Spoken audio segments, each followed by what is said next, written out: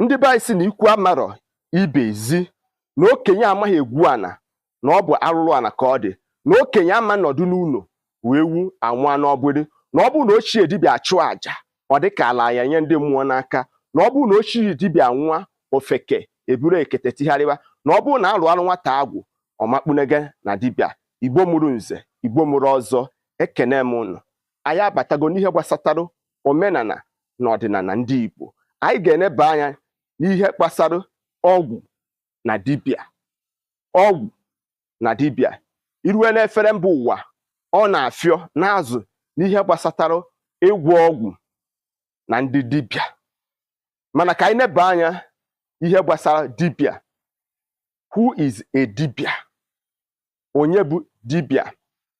You can as well agree with me na dibịa bụ a priest, a healer, a medicine man, as well as a diviner in the Igbo culture. Dibia is a combination of the two words, di and abia. Di, which simply means master.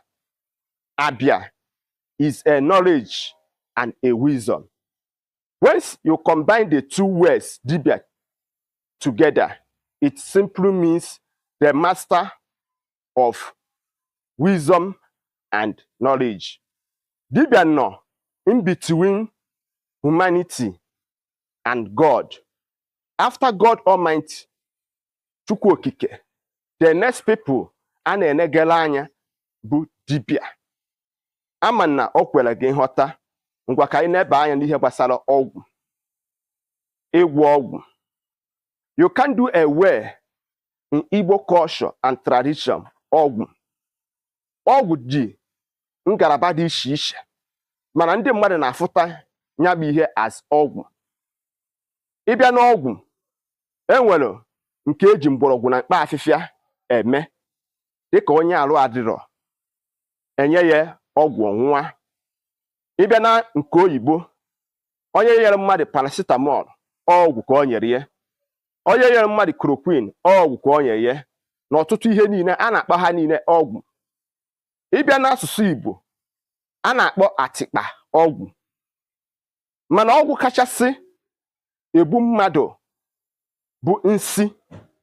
Ọnya bụ ajọ ọgwụ nke ndị dibịa amoosu na-adị agwọkasịrị ndị mmadụ ka enwee ike imemina maọbụ iwepụ ndụ mmadụ. Atịkpa abụrụ ajọ ọgwụ. Atịkpa ibu ihe dike maọbụ dimgba unu ji echere onwe maka ndị iro maọbụ ndị nnadi. Ajọ ọgwụ bụ nke a na-akpọ nsị, na onye kụrụ mmadụ nsị maọbụ onye nyere mmadụ nsị olie wee nwụrụ.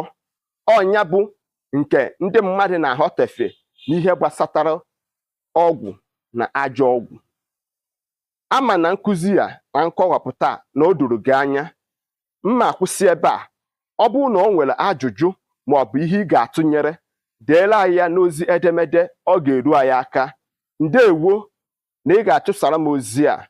Tinye ebumnobi gị ka emezie ala Igbo ka o nwee ike ịdị mma.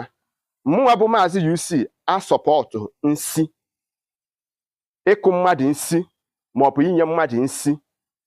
Nwanne m, kwuo ebumnobi gị ka o nwee ike ịgazi. Cheta na ndị Igbo si na ọ bụ na ọnwụ egburo ji eji wee chụọ àjà, unu ma na emesịa na ọ ga-epu ome. Igbo bụ Igbo nke onye chi na zere ma nze zerekwa ibe ya. Ndeewonu.